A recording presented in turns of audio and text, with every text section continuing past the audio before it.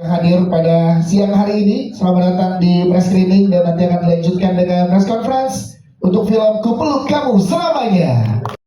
Gimana gitu ya dengan ya aku sendiri kayak gimana di real life-nya, tapi ya ketika memerankan kan memang bagaimana tantangannya itu, bagaimana aku bisa memerankan karakter itu dengan baik sesuai dengan arahan sutradara dan juga naskah yang telah aku baca juga di situ.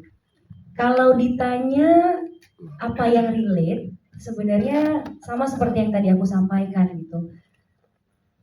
Kalau aku boleh flashback, hidup aku pribadi juga pasti pernah melakukan kesalahan gitu, dan aku yakin setiap manusia kita pasti juga pernah buat kesalahan gitu. Tapi di Hilas ini aku ngerasa dia berusaha untuk memperbaiki kesalahan yang juga pernah dia lakukan gitu. Ya dengan caranya mungkin berbaik hati dengan dan mencintai Bagaskara beserta masa lalunya, itu salah satu caranya dia. Beban emosi yang rasanya memang sangat melelahkan. Jadi memang di sini aku menuntut diriku untuk bisa in and out dari karakter dengan cepat. Karena kalau tidak itu akan sangat melelahkan untuk diri aku pribadi sebagai Hana gitu.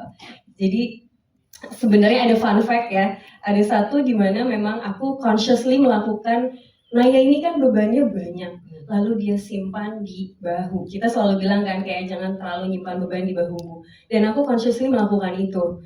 Jadi memang aku memberikan tensi yang cukup berat di bahu, sehingga ada baru kita kayaknya 3 hari syuting atau seminggu, itu aku tiba-tiba gak bisa nengok kayak gitu, dan itu masih harus syuting dan scene-nya lumayan berat gitu. Akhirnya aku manggil visio dan aku dijarum 40 jarum.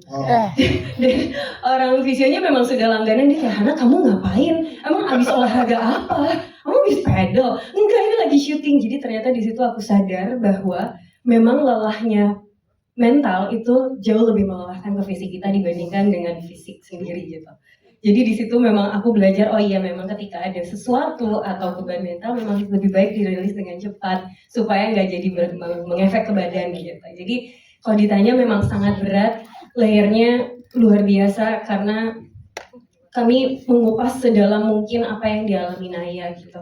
Dan risetnya banyak, mencari tahu ke orang-orang, lalu melihat sendiri single mom seperti apa, menggali seperti apa, dan energinya coba aku serap, dan itu sebenarnya sangat melelahkan, tetapi memang itu adalah resiko yang memang harus dijalankan sebagai aktor gitu. Dan rasanya mungkin itu akan sangat terbayar ketika semuanya akhirnya bisa tersampaikan di dalam satu karya gitu. Jadi kalau ditanya mungkin memang berat sekali.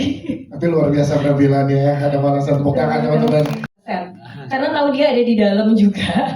Jadi apakah ini akan laku atau enggak, yang biasanya pengen laku tapi bebannya di situ Pak.